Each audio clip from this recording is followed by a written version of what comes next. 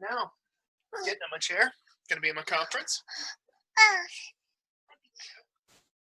Can't see it. Now we can. Hi. Oh, hello. Hold on, wait, why is my... Timing. He literally just stole my chair, so. Hi. Hello! This is my baby. Hi. Hi. This is Walter. What does dog say? Woof. Good job. Good job. So I figured I'd sit with my posters today. It's perfect. It's perfect. Very, very cool. Guys, how are you guys doing? Staying? We're doing pretty well. Having getting adjusted. Yes, say hi. Good job. We're getting adjusted to the joy of teaching online. It's not the same thing. Yeah, it's not, and I'm sure it's kind of difficult trying to kind of explain. I mean, we're trying to teach dance through Zoom. Yeah. And I'm like, I can do it, but it's difficult because they have to be able to see me. It has to be the right angle, and then trying to give them personal corrections is really difficult. Yeah. So, because I'm like trying to see all of their body, like see what they're doing. So. Then why don't you go with Mama so I can ask these questions? Yeah, thank you so much for doing this. Oh no, of course, I don't mind at all. It's nice, honestly. Yeah, I understand. Yeah, my students don't care what I have to say. They're too used to me. Very good. Real. Yeah. Yeah. Okay, come here. Go see Mom. Come on. Yeah, we're just gonna dance. Just this. People kisses. Say bye. Mwah. Oh, I know. I know. It's so hard. Oh my gosh. Yeah. Wow. And that's the other fun. And that's life. We've got him just running around being a crazy person. It's just like, oh yeah, Mom and Dad are home. So it's crazy. It's just like such a weird time for so many people. My best friend has 2 kids, and like it's just crazy. And she's teaching and she's doing all this stuff. And then Ed and I are supposed to get married on Friday. So lots of crazy adjustments. Yeah. So because I had to set this up through school, it's automatically been recording. So we just letting you. It's already there. It's just how it works because they need accountability.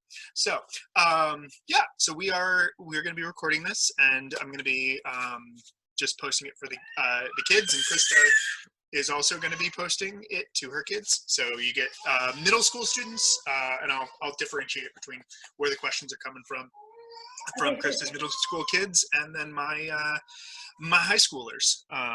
So she is at Avalon Middle School in Orlando, sort of near the power plant over off the beach line. And I'm at Gateway High School in Kissimmee.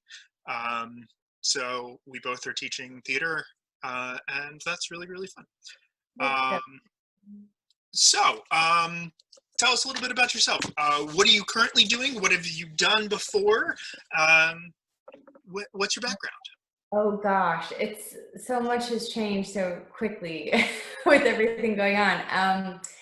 I went to school. I went to high school with you, and Springs High School, and was predominantly doing all ballet. Grew up doing ballet and got into chorus and theater with you guys my senior year, and then I went to Point Park University in Pittsburgh, Pennsylvania.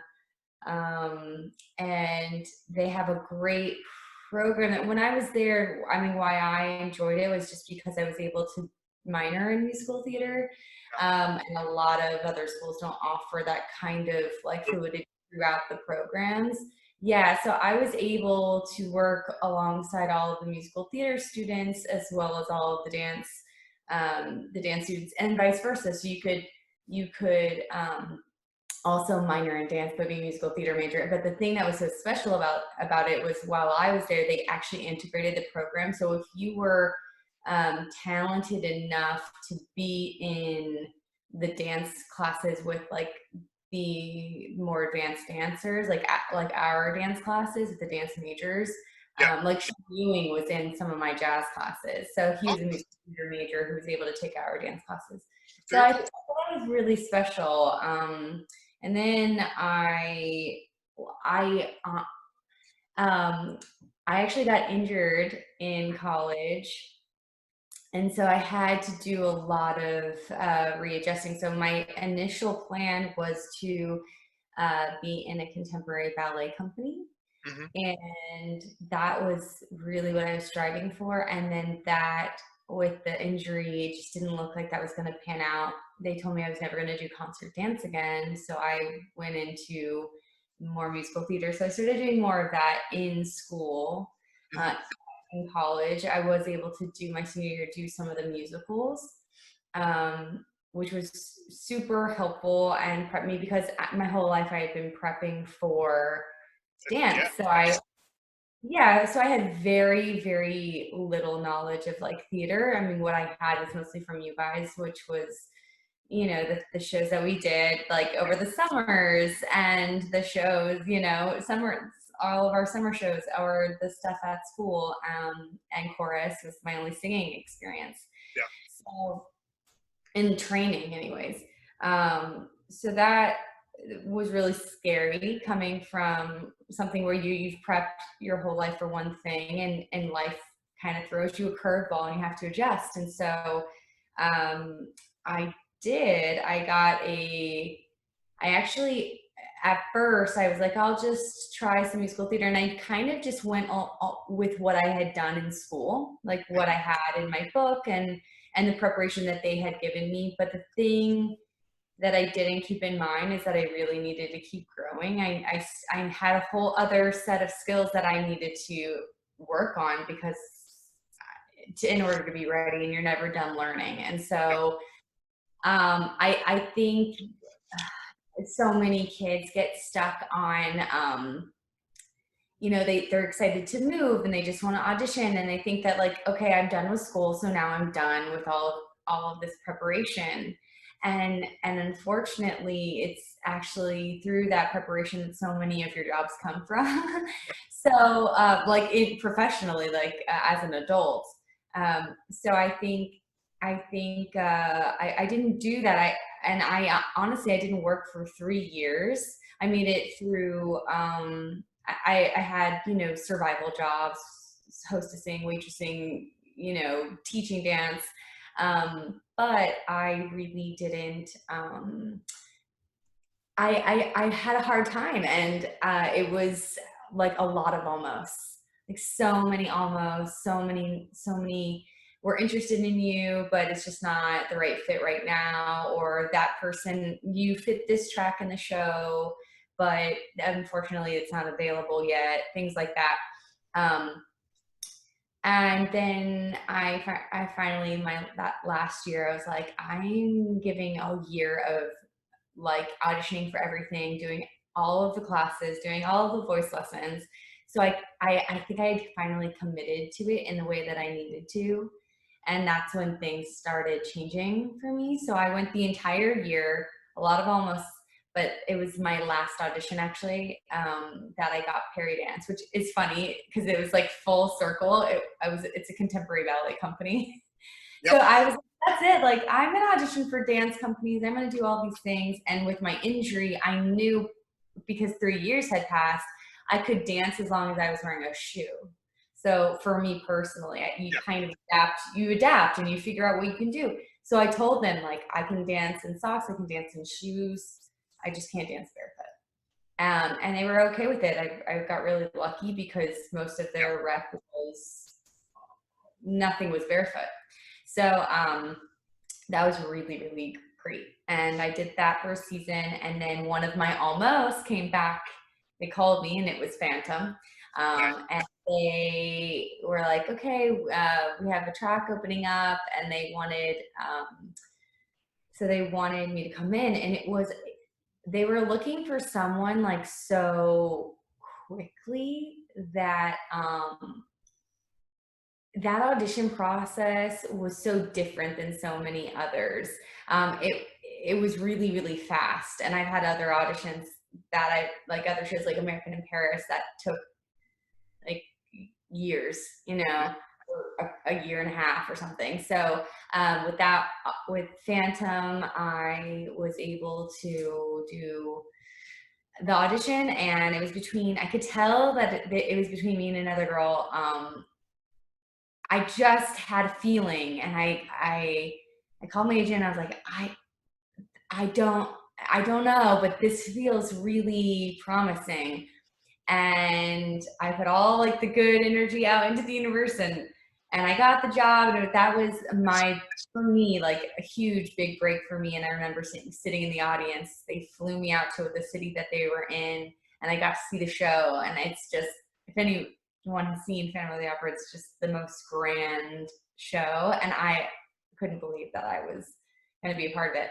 And then from there, I went on to American in Paris. That was a funny audition experience because I was actually out on the road with Phantom, and all of us were, I had been on the road for about 2 years.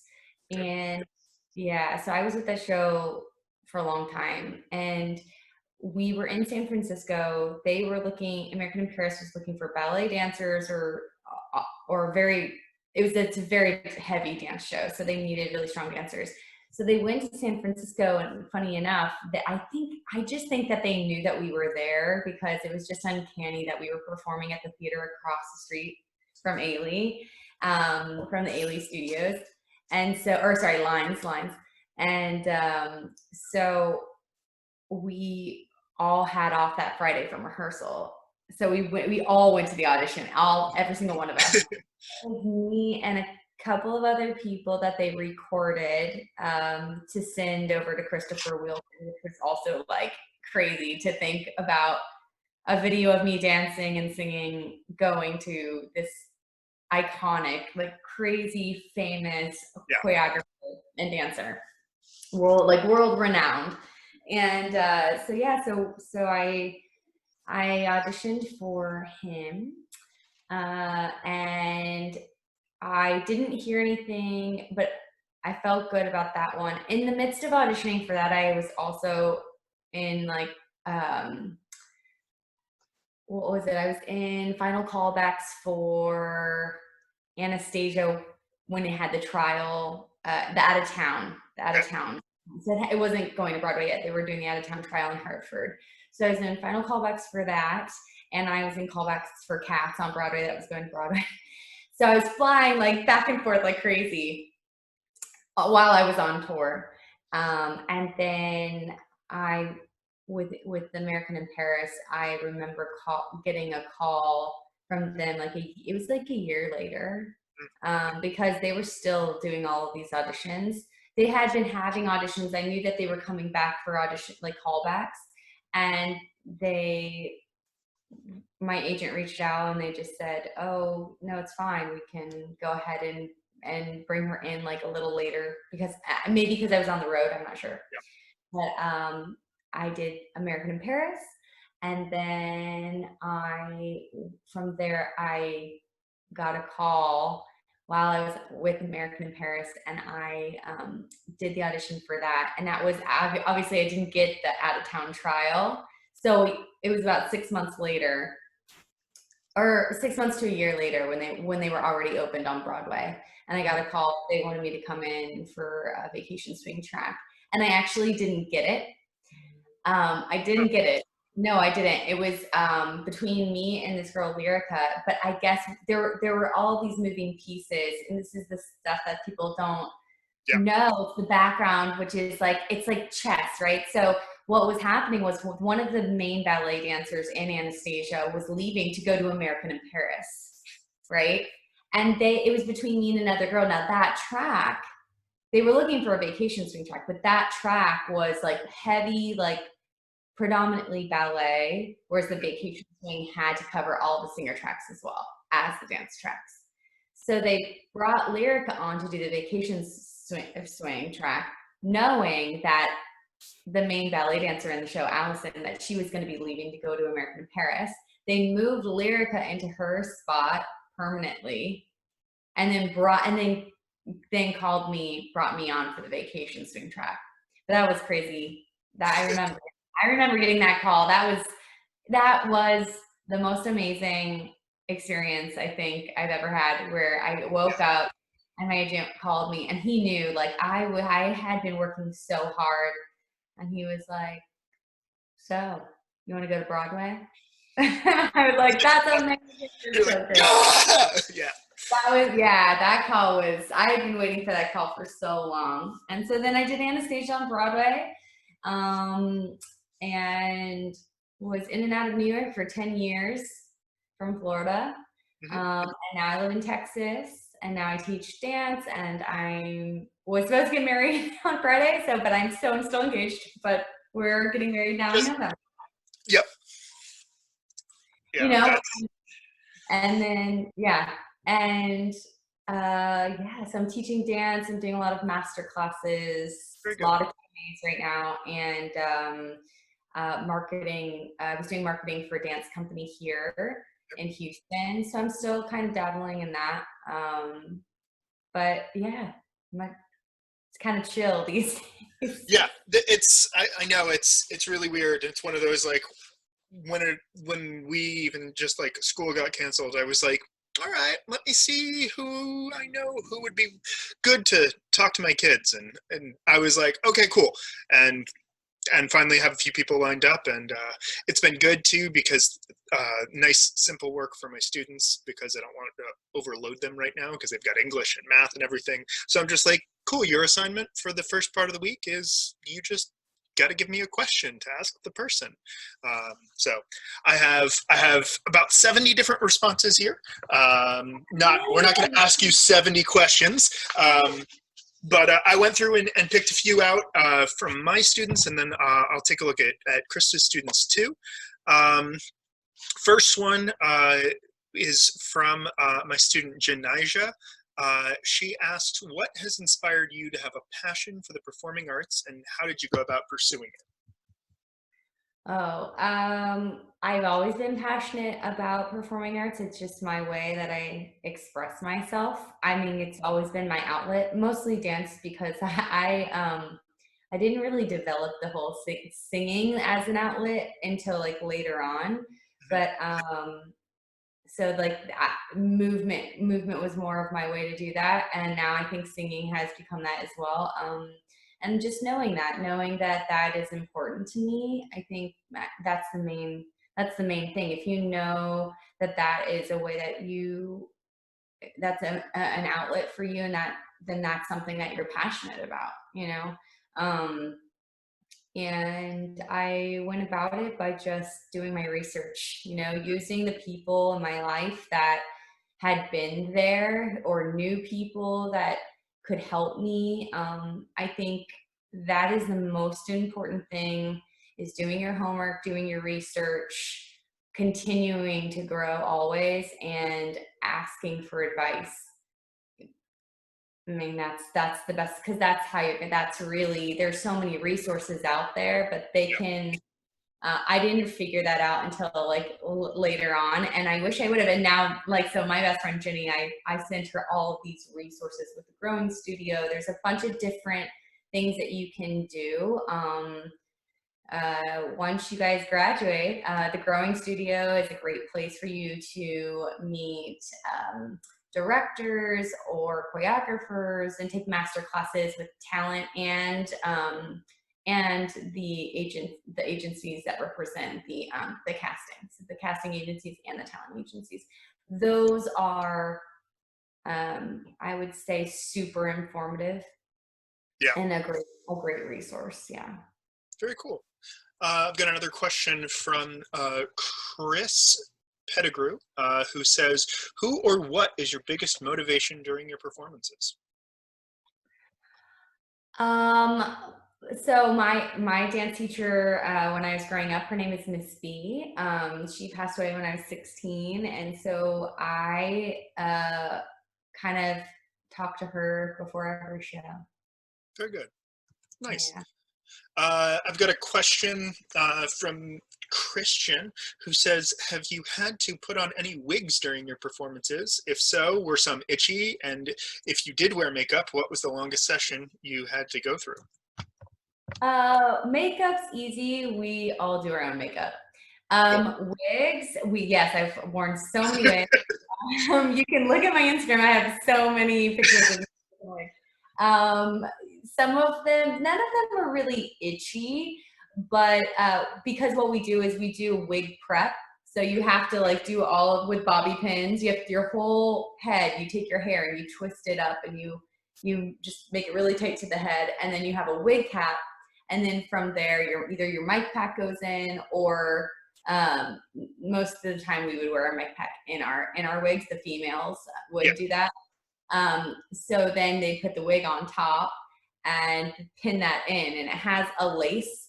I think the lace can sometimes be a little annoying, but they do all of the professional fittings, so it is molded to your head, so it's supposed to fit you perfectly. And so we didn't really have issues with that. What I did find really funny, we always would find this funny, is that sometimes our wigs, especially touring, right, because you have different hair people in different cities that would get trained at the beginning of the week during load-in.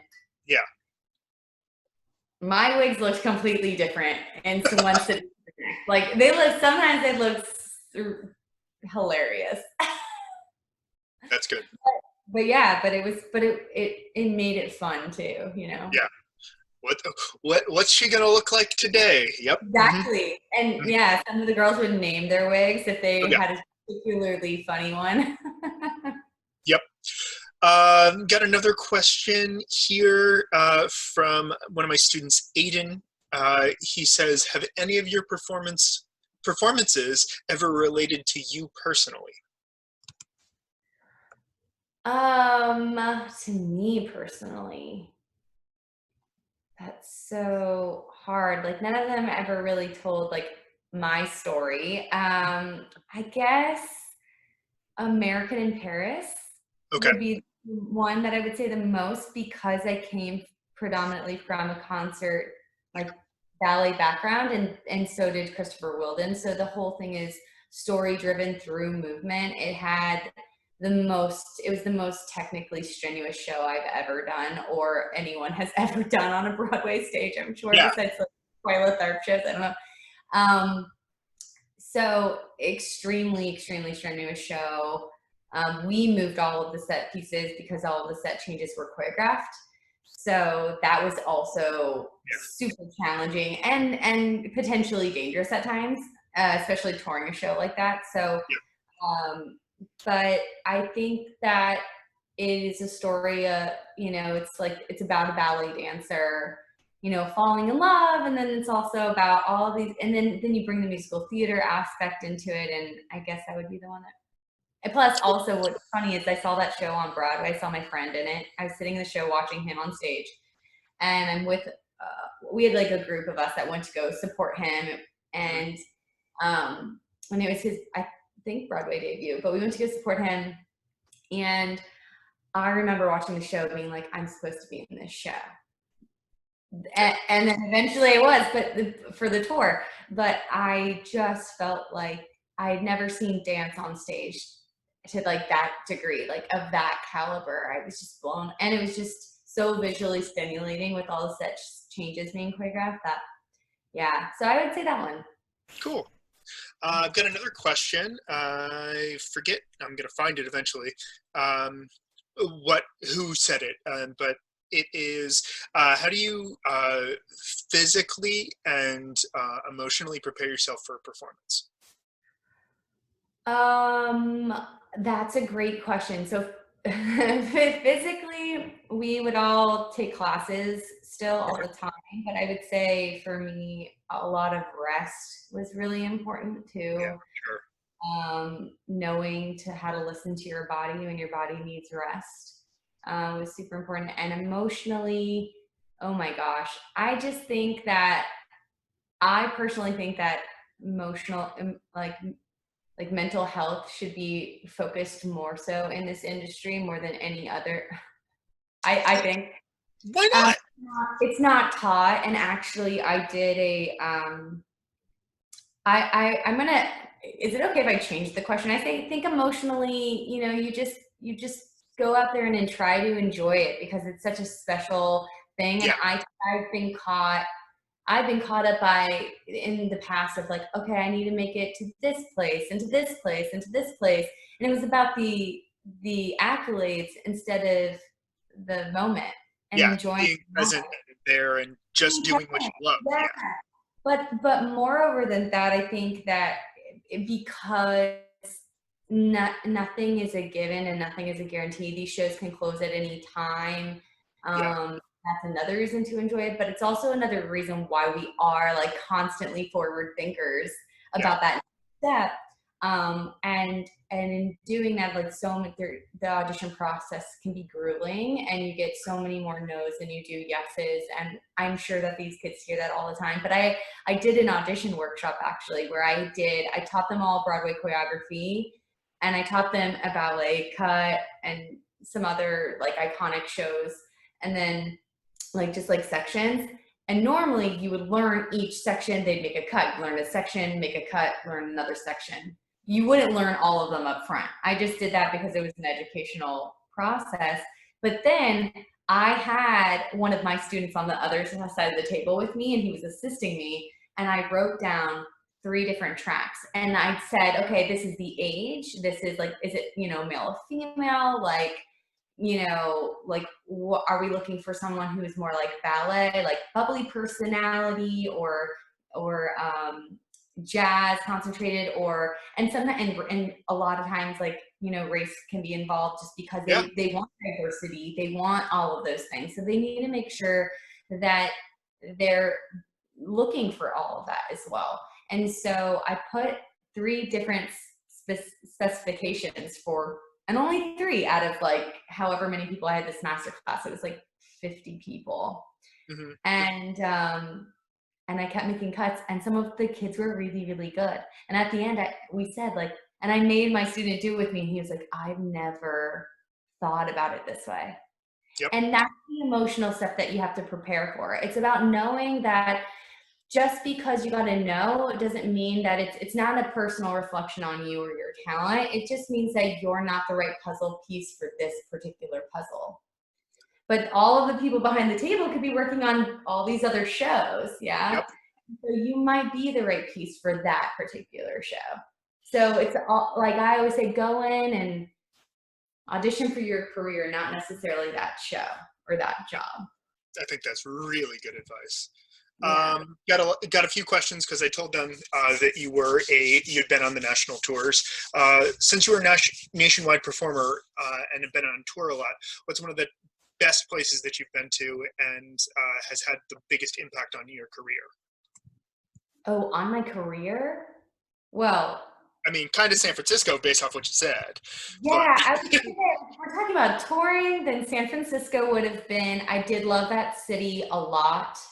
And yes, it was super influential in my career.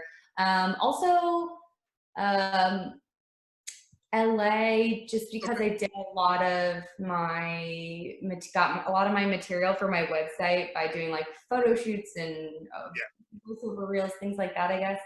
But I would say that my favorites have actually been like the quainter cities, the ones that you don't know of, and they're just so beautiful and just like peaceful and serene, because we're always, especially in New York, like we're used to the hustle and bustle. So yeah, sometimes like it's kind of nice to like have a change of scenery. So yeah. What's one of the ones that you can think of the smaller towns that sticks out to you from your memory? Greenville, we loved Greenville, and I loved San Diego. Yeah, I've been to San Diego and it's super nice. Yeah, it's like, oh, okay, but yeah, cool. One of the other questions I had for touring and performers is, did you have time off? How much time was spent rehearsing when you were on the show, and how much time did you have for yourself?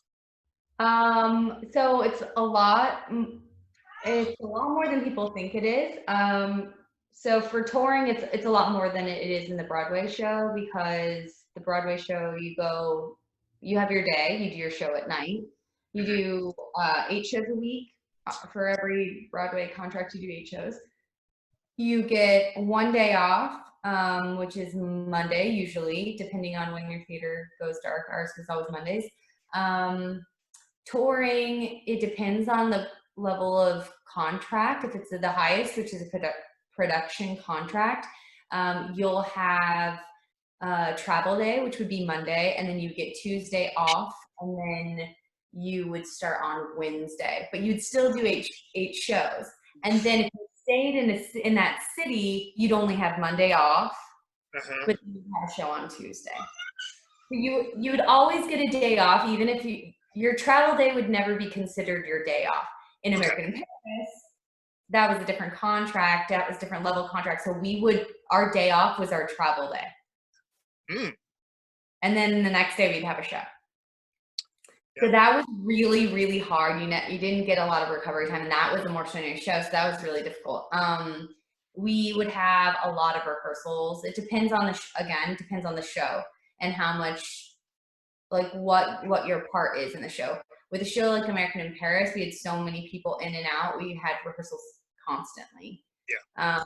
So we had a lot of rehearsals during the day, like during the week, and then we would do a show at night. So it just depends. It just depends. Yeah, that varies.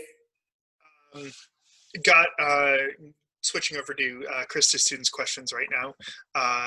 So it's a good follow-up. How can you handle 8 shows a week? Because it amazes me that they do that and they give 110% each time they're on stage for such a long time. So how do you do 8 shows a week? To be honest with you, I would say that you can't give 100% in each show. And I know that sounds a little weird, because you would think that that's true, but it's about listening to your body.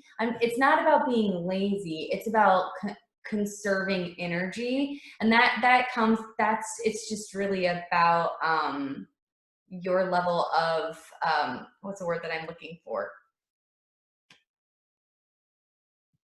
I cannot think. Self-awareness of knowing. About when you're working out, you gain the muscle memory and the stamina. It's the stamina. There we go. You gain stamina. So in the beginning, it takes a lot more stamina to get through the show, because it's new to your body. You don't have that muscle memory.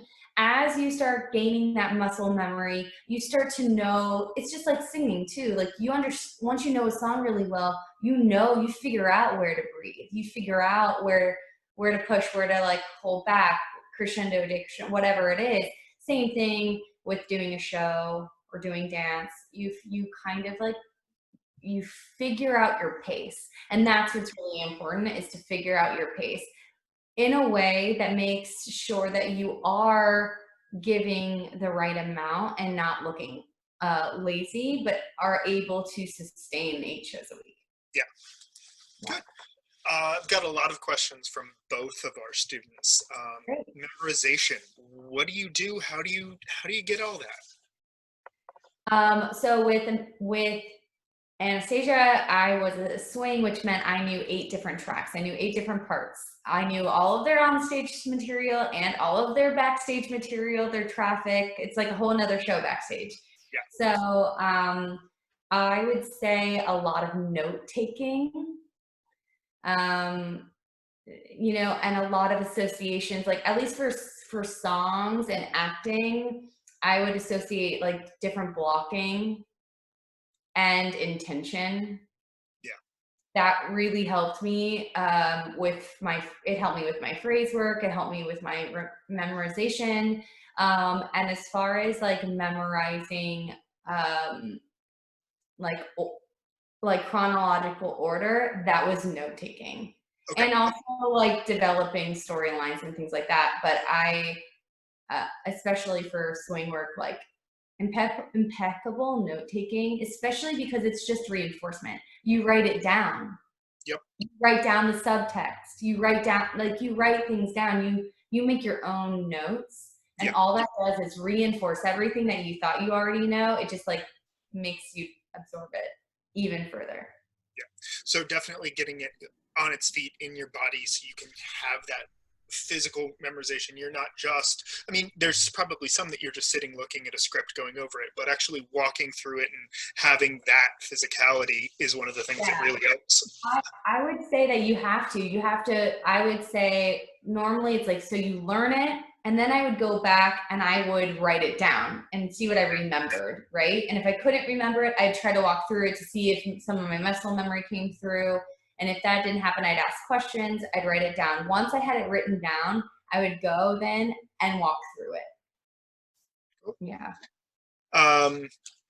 One of the questions I had from one of my students was, did your family get to see you make your Broadway debut, and what's it like dealing with the dynamic of being a performer and dealing with that with your family? Oh, they did get to see my Broadway debut. I've been very fortunate to have parents who support the arts, and definitely were, at all of my, shows that they, at some point they saw them. I will say my dad was very skeptical when I was going into college for performing arts, and he asked me, he said, like, what happens if this doesn't work out? And I had said, like, well, I could teach or I could do this, but to be honest, I think I never really had a B plan, which was why I was successful, because there wasn't any other alternative but to figure it out and make it happen. As I've gotten older, that's changed a little bit. I think it's good to have a healthy, like something on the side, like a side job that works for. Correct. That works for what you do. So like for me, that was teaching, and then it became like marketing, right? Yeah. Because you have to market yourself. So I was kind of doing that. I wish I would have done more of that, like while I was going through all of these things, because then, I think it would have helped me out even more. I don't know. Very cool. What is, to date, the favorite character or role that you have played in a show, specifically a musical? My favorite part that I played is Milo in American Paris. Okay. That was like, she's a musical theater ingenue. I was the understudy, and I actually only got to go on for her one time. But I originally wanted to do American Paris, not just for the dancing, but for that role. It's just, she's so everything I want to be. She's just so cool. I don't know. She's a really cool character who is a go-getter, but like, she had all like the best costumes too. That's good.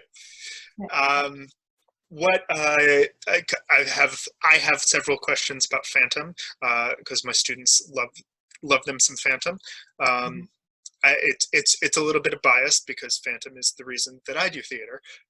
My mom went and saw the Broadway show, brought home the 2 CD set of the original cast, or whatever recording, and I listened to it and I went, so Phantom, what is your favorite memory from your tour of Phantom? My favorite memory was when I got Meg, and I got to go on for Meg for the first time. That was such that changed everything for me, because I kind of always associated myself as only a dancer. And getting Meg was the first time I was going to have to sing in public and do all that. And I remember going through that and just being like, I just got to get to the next scene, and just get through it, because I'd never felt so vulnerable before. And I remember the show's over and everyone's like, how do you feel about it? I go, the whole thing was like a blur, but I was so present in the moment. But I think it was that, and my favorite part of that show was at the end. So it's different than the Broadway production a little bit. We would grab onto the Phantom and we would stop them. And then from there, we were the ones who like did the magic trick. So we Wow. were the ones who, yeah. So then he disappears. He disappears, and I remember having to hold the mask at the very, very end with the Yeah. spot mask, and I was like, this Yeah. is amazing. So yeah, that's my favorite one. Very cool. With what you're doing currently now, how do you think your career with performing in theater has led you to where you are now? Oh, that's so that's such a loaded question. Because here's the thing, I think we put so much pressure on ourselves to do all of these things, and I feel extremely blessed to have accomplished the things that I have. Yeah. I think that I'm lucky. I don't have. There's no like what ifs. I've done it, and I think that I've always I've wanted to. I love teaching. I find it extremely rewarding, and I love that I can give back in this way. And so I'm able to do that and help all of these kids and give them some insight, and they can know like if they're, you know, their worries and their wants, everything is, it's valid, and everyone, we've all been there. So that's, I guess, how I would No, answer. I think it's one of those, like, having had those big experiences and then being able to share that with other people. I mean, I think that's one of the good things you can get of a teacher, and just having those personal connections. Well, Yeah. and I think that doesn't always happen. Like, people who are in the career are just in the career, Yeah. and because that's what they love, and they should do that. I love, yeah, I happen to be one of those people that love teaching too, or they retire and then they don't teach. So No. like, Yeah. so then it's like, where does that circle happen where you're informing the new generations, you know? And I think it's through opportunities like this, you know? Yep. So. Definitely. Let me double check on any big questions. You talked a little bit about that. Somebody had asked what was the hardest part about getting into the first productions, but we talked a lot about that.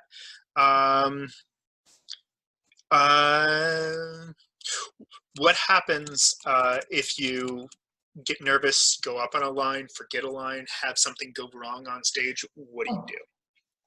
So many times. Don't sweat it. The show must go on. You figure it out. You know, there's been, here's the thing. It happens. It happens all the time, and don't beat yourself up. Just use it as a learning experience. Whether it's at the audition, I think the best thing to know is that the people behind the table don't want you to be bad. They want to cast the best people. So they want the best. They want people coming in, you know, doing a great job. So they're rooting for you in that way. So just know that, so that can help with your nerves. And also, in shows, things are going to go wrong, especially when you do the same thing 8 times, because it does become a muscle memory. I mean, I have to tell you this funny story about Phantom. There's this transformation scene. So we go from the auction. Now in the tour, the female dancers were on stage with the men in the auction scene, which is different from the Broadway production. Okay. I was in the 25th anniversary production that came through, that went to Dr. Phillips Center. Yep. So yeah, so if you guys saw it, you saw me.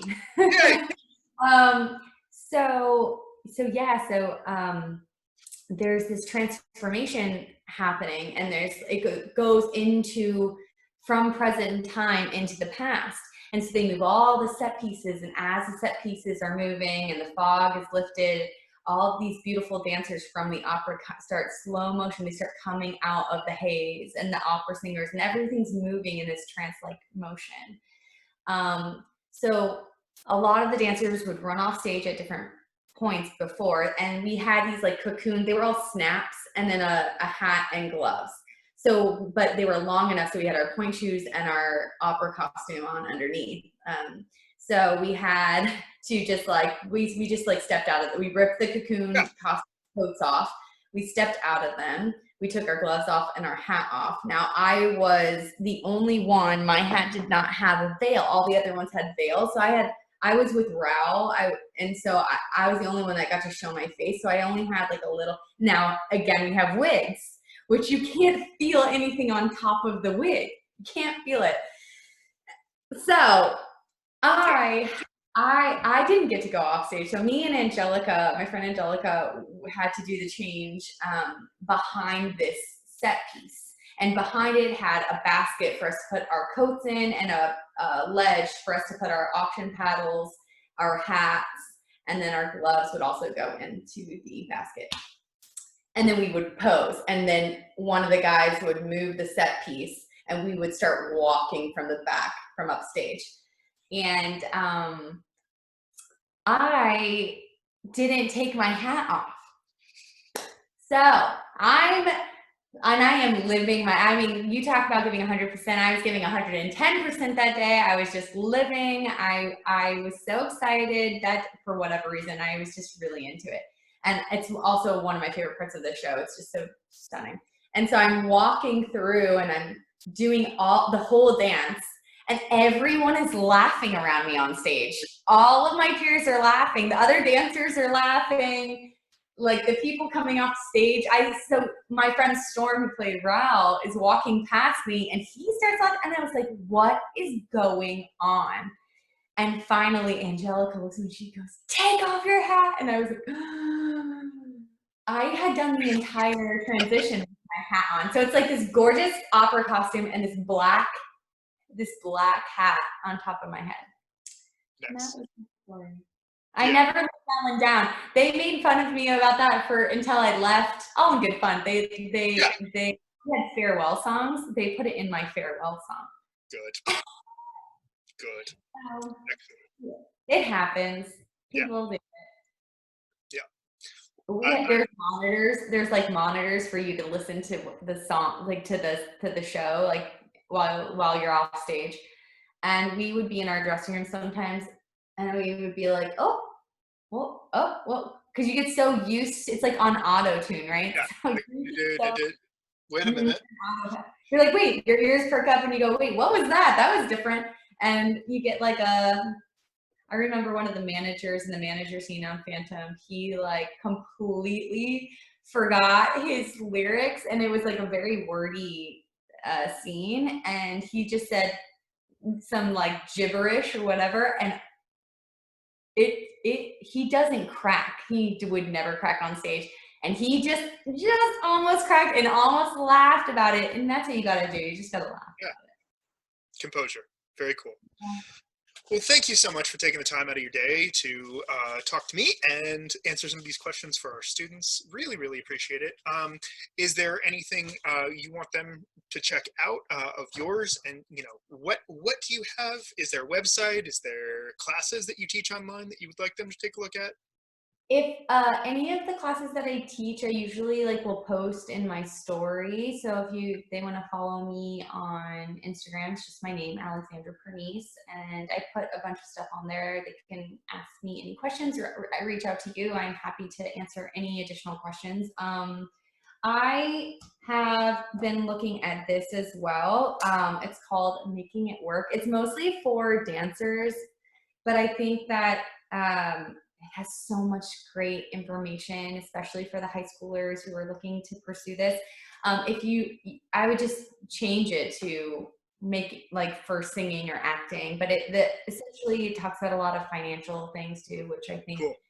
That's important. Nobody talks about that. They don't. I would say just keep learning, and I'm happy to answer any additional questions. I'm doing a musical theater masterclass, doing it tomorrow on the 20th. Cool. Awesome. Yeah. So it's like middle school and high schoolers too. So perfect. I'll send you the info. Please do, and I'll get that up. So, well, thank you so much again. I'm going to stop recording and then we'll say goodbye.